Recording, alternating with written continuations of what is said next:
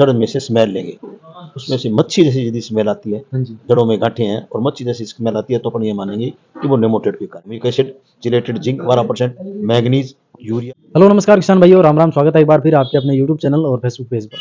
किसान भाइयों, जैसा कि मैंने पिछले वीडियो में बताया था कि गेहूं के अंदर हर साल किसान भाइयों के सामने एक बड़ी समस्या देखने को मिलती है, वो है गेहूं का पीलापन।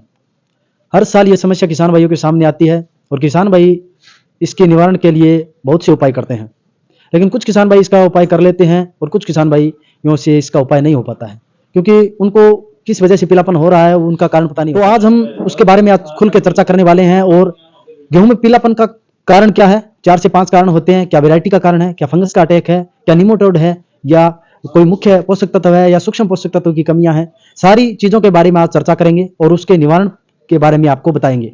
बेस्ट से बेस्ट प्रोडक्ट आपको बताने वाले हैं। तो इसीलिए आज हम पहुंचे हैं राउत सर के फेमस खाद बीज एवं पेस्टिसाइड विक्रेता ताराचंद एंड सन्स पर। यहाँ के ओनर है अरविंद जी। उनके अनुभव के आधार पर आपको बेस्ट प्रोडक्ट बताने वाले हैं। तो चलिए शुरू करते हैं।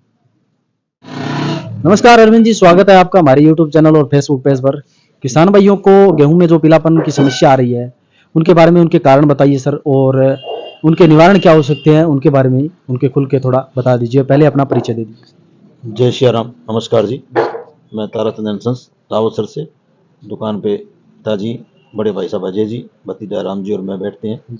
और जो अब समस्या चल रही है मैन गेहूं में, उनके लिए गेहूं के अंदर पीलेपन के 3-4 कारण हैं। एक तो जड़ों में सूत्री कृमि का आना, उससे जड़ों का विकास नहीं हो पाता, जड़ों में बड़ी बड़ी गांठें बन जाती है। निमोटोड जिसे नेमाटोड कहते हैं और हिंदी में उसको सूत्री कृमि कहते हैं। उसकी पहचान के लिए अपन उसकी जड़ को देखेंगे और जड़ में से स्मेल लेंगे, उसमें से मच्छी जैसी यदि स्मेल आती है, जड़ों में गांठें हैं और मच्छी जैसी स्मेल आती है, तो अपन ये मानेंगे कि वो नेमाटोड के कारण है।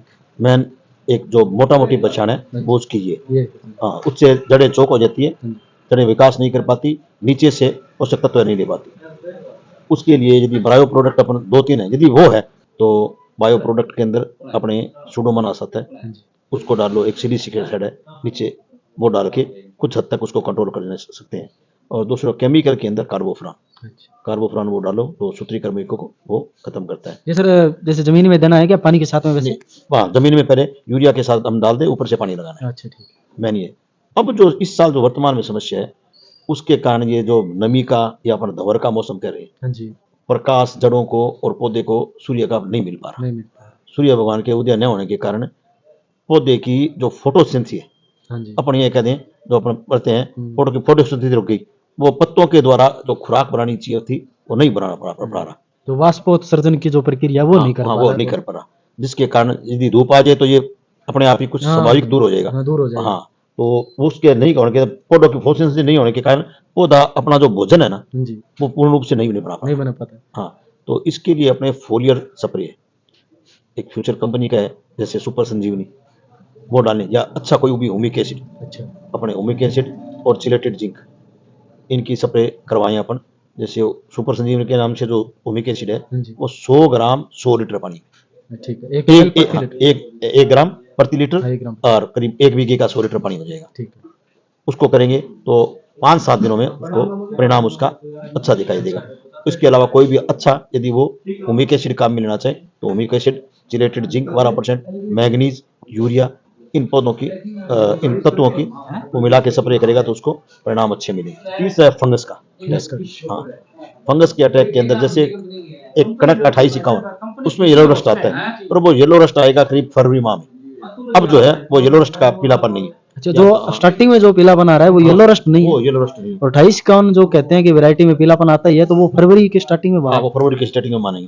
हाँ, अब जो पीलापन आ रहा है वो सूक्ष्म तत्वों की कमी के कारण और इस मौसम की वजह से आ रहा है।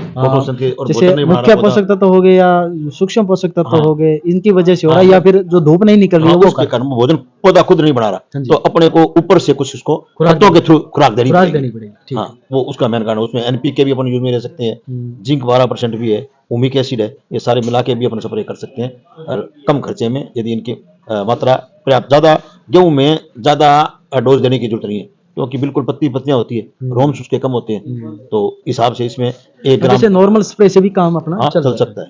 ये इसमें होगी। फंगीसाइड जो आगे फरवरी में आएगा उसके लिए टिम्बुकोनाजोल है, प्रोपिकोनाजोल है। प्रोपिकोनाजोल 1.5 ग्राम प्रति लीटर वाटर और टेबुकोनाजोल 1 ग्राम प्रति लीटर वाटर। वो येलो रस्ट आएगी फरवरी माह में, तब करना है। अब जो मेन समस्या चल रही है उसमें अपने प्लांट हार्मोन्स की स्प्रे करनी है। उनमें एक फ्यूचर कंपनी का आता है सुपर संजीवनी, उसकी 100 ग्राम, और या एक MBF का काला सोना आता है, उसको 500 लीटर पानी में 1 kg और 5 बीघे में उसकी स्प्रे करा दो। उसके 450 रुपये कॉस्ट है। और वो अपन जो बताते हैं, मैं बता रहा हूँ 100 ग्राम पीकेगी, वो 500 ग्राम कराएंगे। उसकी 1 किलो की 450 है, उसकी 500 ग्राम की 450, 450 रुपये मोटा मोटी 5 बीघे का खर्चा हो गया उसका स्तर का। अच्छा, ठीक है। तो उससे उसको निजात मिलेगी। उसके अलावा यदि उसके पास मैग्नीज या चिलेटेड जिंक पड़ी है तो वो उनको भी काम मिल सकता है। जैसे मोटा मोटी बात यह है कि जो कि मुख्य पोषक तत्व है या जो सूक्ष्म पोषक तत्व है उनकी वो स्प्रे निकाल दे या फिर माइक्रोराजा जैसे प्रोडक्ट वो जड़ों में पानी के द्वारा दे दे, तो ये जो पीलापन की समस्या मोटा मोटी तौर पर समस्या दूर हो जाएगी। हाँ, माइक्रोराजा का सबसे बेस्ट रिजल्ट है पहला पानी में ही माइक्रोराजा देना, वो ही अति उत्तम है। तब जड़ों का विकास अपने को जरूरी है।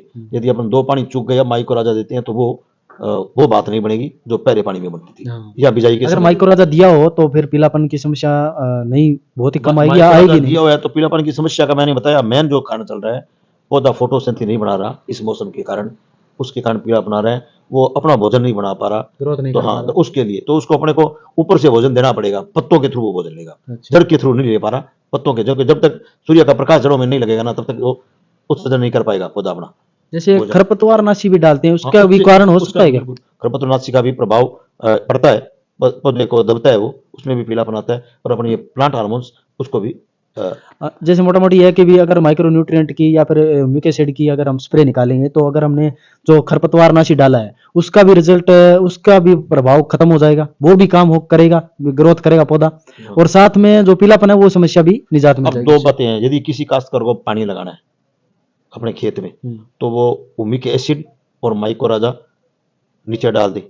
म्यूक एसिड का वैसे मुख्य काम है कि जो पोषक तत्व है वो जल्दी से जल्दी पौधा लेना स्टार्ट कर देता है, पौधा जल्दी ग्रोथ करता है और जल्दी उसको ग्रहण करता है। इस समस्या के लिए कल महेश जी हैं अपने एक वैज्ञानिक, वो आएंगे, तो मैं आपको भी निमंत्रण देता हूँ, कल करीब आप समय से आ जाओ और वो विस्तार से इस मामले में आपको बता देंगे। तो किसान साथियों, हम उम्मीद करते हैं कि आपको जो गेहूं में पीलापन की जो समस्या आ रही है उसके बारे में आपको जानकारी मिल गई होगी, और जो अरविंद जी ने अपने अनुभव के आधार पर आपको बताया है वो चीजें आप ट्राई करें अपने खेत के अंदर, और पहले लक्षण को पहचाने, कारण को जाने, उसके बाद ही आप कोई भी प्रोडक्ट है उसका यूज करें। बेवजह का खर्चा करने की कोई जरूरत नहीं है।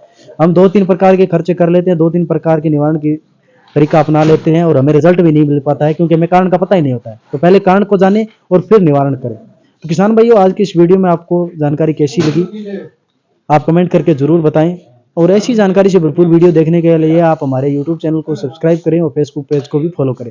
तो मिलते हैं किसान भाइयों नेक्स्ट वीडियो में, तब तक के लिए नमस्कार, राम राम।